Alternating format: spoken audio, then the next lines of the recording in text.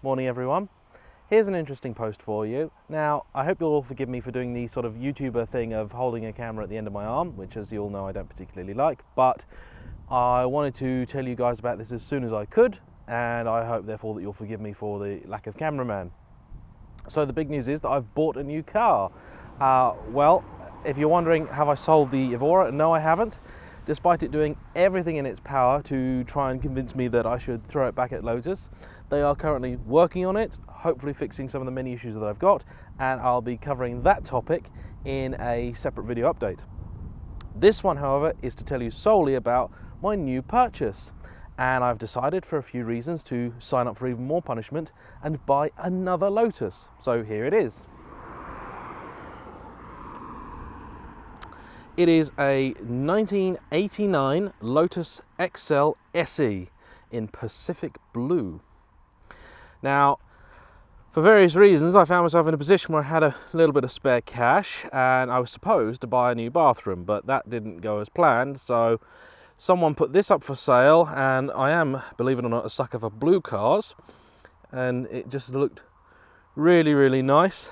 Classic cars are a very, very good place to put your money these days. It seemed like an interesting project to have. Now, if you're not familiar with an XL, this obviously is one of those.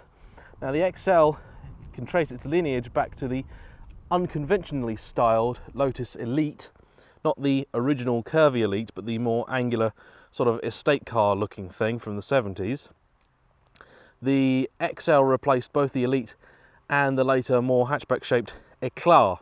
And this was Lotus's GT cars may be a strong word, but this was the most practical car that they've probably ever sold, really. Or certainly it was the most practical car at the time. So it is a four-seater.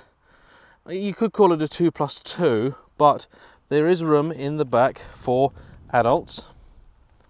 I have got in the back. Now, I have a little bit of trouble height-wise, but my girlfriend, who's about an inch shorter than me, doesn't. So it's really cool bucket type seats in the back. There is, as you can see, leather everywhere, and what you can't tell on video is the amazing smell you get from this leather. It's real proper Connolly leather, and it's absolutely gorgeous.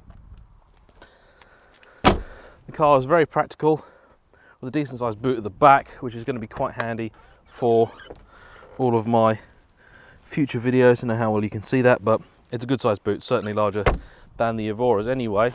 Now, the most significant thing about the XL is that it was the result of a tie-up between Lotus and Toyota.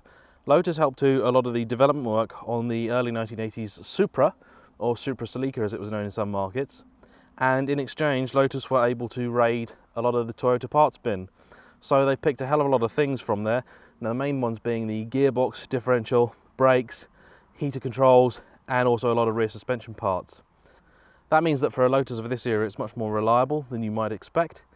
And also, it's so nice to drive. Really, really is. The Toyota gearbox is so crisp and light and just does what you want. Now, in some ways, this car is a bit of an anachronism because it has, under the hood,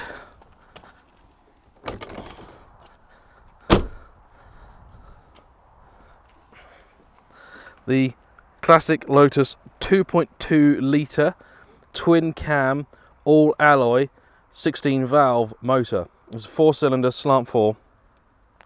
Now, an all alloy 16 valve double overhead cam design was fairly advanced when this car came out, but Lotus had actually been using versions of this engine since about 1971-72. So in Lotus terms, it was pretty old hat. It's got a pair of Del Auto carbs feeding it.